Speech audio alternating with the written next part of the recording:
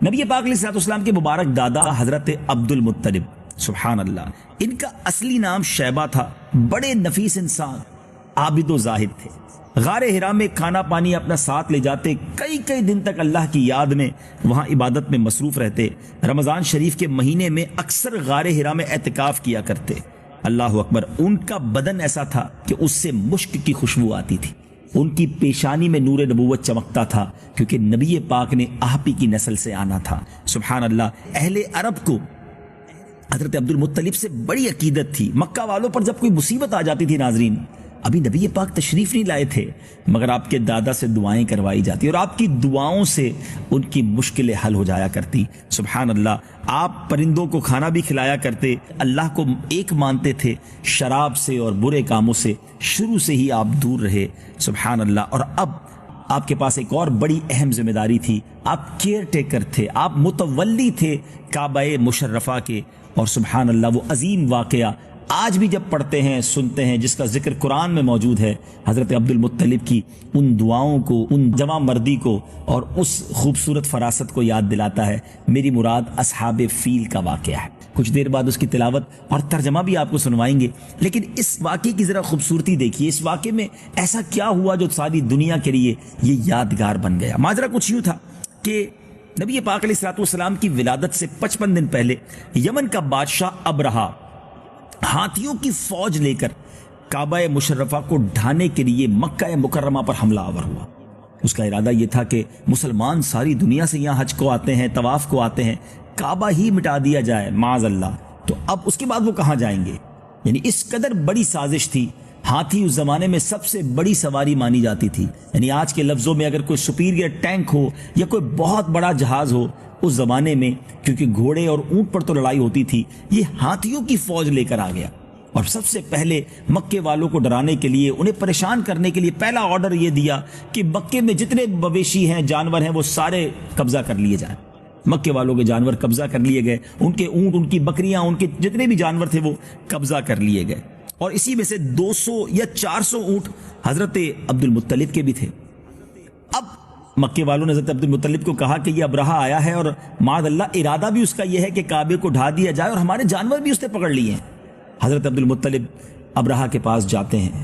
ناظرین، یہ عظیم میٹنگ تھی، یہ زبردست ملاقات تھی۔ اس ملاقات میں ابرہہ ہو سکتا ہے یہ سوچ رہا ہو کہ اب جو ان کا لیڈر ہے وہ مجھ سے ملنے آیا ہے، اور کوئی نیگوشیشن ہوں گی، کوئی ایسی بات ہوگی کہ جس میں وہ ہم سے کوئی بات منوانے کی کوشش کریں گے اور ہماری کچھ بات مانیں گے، کچھ دو اور کچھ لو کی بات کرنے آئے ہیں۔ مگر یہ بڑی عجیب و غریب میٹنگ تھی۔ ایک مسلمانوں کے ہیڈ کوارٹر، مسلمانوں کے سینٹر پر حملہ کرنے کے لیے وہ فوج آئی تھی۔ حضرت عبد المطلب گئے، اور اس شخص نے جب حضرت عبد المطلب کو دیکھا تو آپ کے چہرے پر جو نور مصطفیٰ، آپ کی پیشانی میں جو خوبصورت نور تھا، جب اس کو دیکھا تو ابرہہ نے بڑی عزت کے ساتھ اپنے ساتھ بٹھایا اور کہا، فرمائیے آپ کیا کہنا چاہتے ہیں؟ حضرت عبد المطلب نے کہا کہ تم نے ہمارے شہر کے لوگوں کے جانور قبضہ کر لیے۔ تو ابرہہ جو ہے وہ تھوڑی دیر کے لیے، جس کو کہتے ہیں، شاکڈ ہو گیا کہ میں تو سمجھا آپ کعبے کی حفاظت کی بات کرنے آئیں گے، مکے کی اوپر میں حملہ نہ کروں اس پہ مجھ سے بات کریں گے۔ حضرت عبد المطلب نے وہ تاریخی الفاظ کہے جو آج بھی سیرت کی کتابوں میں سنہرے حروف سے جگمگا رہے ہیں۔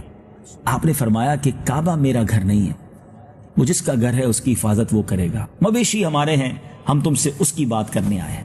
ابرہہ کے لیے جواب ان ایکسپیکٹڈ تھا، وہ سوچ بھی نہیں سکتا تھا کہ جو کعبے کا رکھوالا، جس کو کیئر ٹیکر، متولی کہا جاتا ہے، وہ کعبے کی بات ہی نہیں کرے گا۔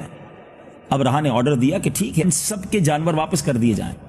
حضرت عبد المطلب واپس مکہ آئے اور مکے والوں کو کہا کہ اپنے اپنے جانور لو اور پہاڑوں پر چلے جاؤ۔ ناظرین، اگر آج بھی مکہ پاک کو آپ دیکھیں تو بہت سارے پہاڑ ضرور کاٹ دیے گئے ہیں بلڈنگز اور روڈ وغیرہ بنانے کے لیے، مگر اب بھی مکہ پاک چاروں طرف سے پہاڑوں میں گھرا ہوا ہے۔ مگر اس زمانے میں جب یہ عمارتیں وغیرہ نہیں تھی تو امیجن کیجئے، سوچئے کہ کعبے کے گرد چاروں طرف پہاڑ ہی تھے۔ حضرت عبد المطلب نے لوگوں سے کہا کہ پہاڑوں پر چلے جاؤ اور اللہ کی قدرت کا نظارہ دیکھنے کے لیے تیار ہو جاؤ۔ سب کو پہاڑوں پر بھیجنے کے بعد، بحفاظت سیکیور جگہ پر بھیجنے کے بعد، حضرت عبد المطلب کعبے کے دروازے پر آئے اور کمال کی دعا کی۔ آپ کی دعا کے جو الفاظ کچھ یوں تھے کہ اے اللہ، ہر بندہ اپنے گھر کی حفاظت کرتا ہے، اے اللہ، ان تجھے نہ ماننے والوں نے تیرے گھر کو ڈھانے کا پلان کیا ہے، اے رب کریم ان کو اپنی قدرت کا نظارہ دکھا، اپنے گھر کی حفاظت فرما، آہو فغاں اور التجائیں کرتے رہے، آنسو بہاتے رہے، اور اس کے بعد حضرت عبد المطلب بھی پہاڑوں کی طرف آ گئے۔ یہ عجیب لڑائی تھی ناظرین کہ ایک جگہ پر حملہ کیا جانے والا ہے اور اس کی حفاظت کے لیے کوئی بندہ موجود نہیں ہے، کوئی ریزسٹنس موجود نہیں ہے، سامنے کوئی فوج کھڑی نہیں ہے، مگر حضرت عبد المطلب کے ایمان کو سبحان اللہ کیا کمال کا ایمان تھا، اور کیسی کس کو کہنا کہ آپ کو یقین کامل تھا کہ کعبہ رب کا گھر ہے، اب اسی نے حفاظت کرنی ہے۔ اور اب اس کے مقابلے میں ہوا کیا، سبحان اللہ، رب عز و جل نے کیا بھیجا۔ دنیا کا دستور ہے کہ میزائل کا مقابلہ میزائل سے، جہاز کا مقابلہ جہاز سے کیا جاتا ہے، مگر ایک طرف ہاتھیوں کا لشکر ہے اور دوسری طرف چھوٹے سے پرندے بھیجے گئے۔ ابابیل یہ کوئی بہت بڑا پرندہ نہیں ہے، اور پرندوں کو بھی کوئی بڑی بڑی چٹانیں نہیں دی گئی۔ ہاتھی کو مارنے کے لیے تو ایک بہت بڑی چٹان درکار ہے نا، چھوٹے پتھر سے تو اس کا کچھ بھی نہیں بگڑتا۔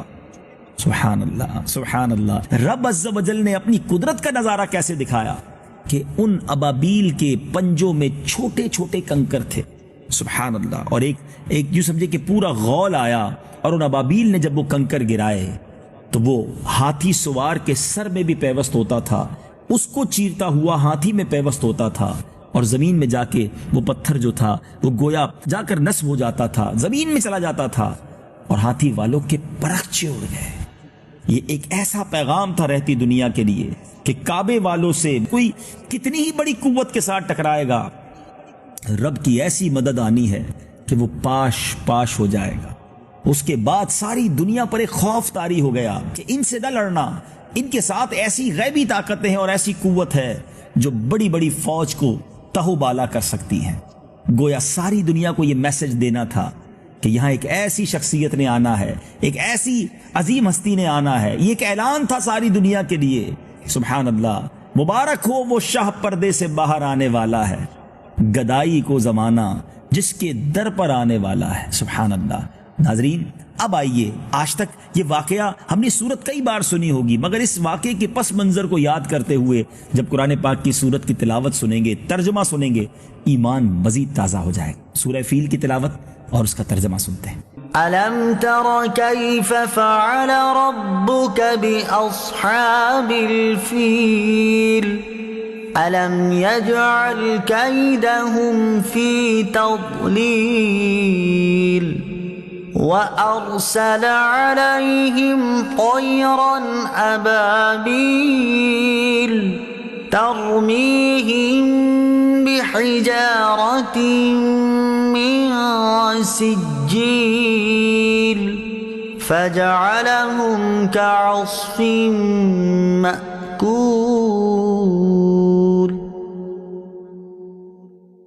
اے محبوب، کیا تم نے نہ دیکھا تمہارے رب نے ان ہاتھی والوں کا کیا حال کیا؟ کیا ان کا داؤ تباہی میں نہ ڈالا اور ان پر پرندوں کی ٹکڑیاں یعنی فوجیں بھیجی کہ انہیں کنکر کے پتھروں سے مارتے تو انہیں کر ڈالا جیسے کھائی کھیتی کی پتی یعنی بھوسا۔ ناظرین، امید ہے آپ کا بھی ایمان تازہ ہوا ہوگا۔ کیا شان ہے ہمارے آقا کی، ابھی دنیا میں آئی نہیں ہے اور برکتوں کا نزول ہو رہا ہے۔ ناظرین، ذرا اس آیت پر توجہ دیجیے گا۔ علم تورا، اس کے معنی کیا بنتے ہیں؟ اے محبوب، کیا آپ نے نہ دیکھا؟ نبی پاک سے رب عز و جل قرآن میں فرما رہا ہے کہ اے محبوب، آپ نے نہ دیکھا کہ آپ کے رب نے ان ہاتھی والوں کا کیا حال کر ڈالا؟ ناظرین، سوال تو یہ ہے کہ نبی پاک تو دنیا میں تشریف نہ لائے تھے، پیارے آقا علیہ الصلوۃ والسلام تو 55 دن بعد دنیا میں تشریف لائے، اور قرآن میں رب عز و جل اپنے حبیب علیہ الصلوۃ والسلام سے یہ فرما رہا ہے الم تر کیف، اے محبوب آپ نے نہ دیکھا؟ تو کہاں دیکھا؟ سبحان اللہ، یہ اسی حدیث کی گویا زبردست ہمیں دلیل مل رہی ہے کہ نبی پاک علیہ الصلوۃ والسلام سے پوچھا گیا کہ حضور آپ کو نبوت کب ملی؟ پیارے آقا علیہ الصلوۃ والسلام نے جو فرمایا، جس کا مفہوم یہ ہے کہ میں تو اس وقت بھی نبی تھا جب حضرت آدم علیہ الصلوۃ والسلام پانی اور مٹی کے درمیان تھے۔ ایک جگہ ارشاد فرمایا کہ ابھی روح اور جسم کا رشتہ نہیں جوڑا تھا، میں اس وقت بھی نبی تھا۔ تو اللہ تبارک و تعالیٰ نے اپنے حبیب کے نور کو حضرت آدم علیہ الصلوۃ والسلام سے بھی پہلے پیدا فرمایا، سبحان اللہ۔ جبھی تو ہم کہتے ہیں آپ وجہ تخلیق کائنات ہیں۔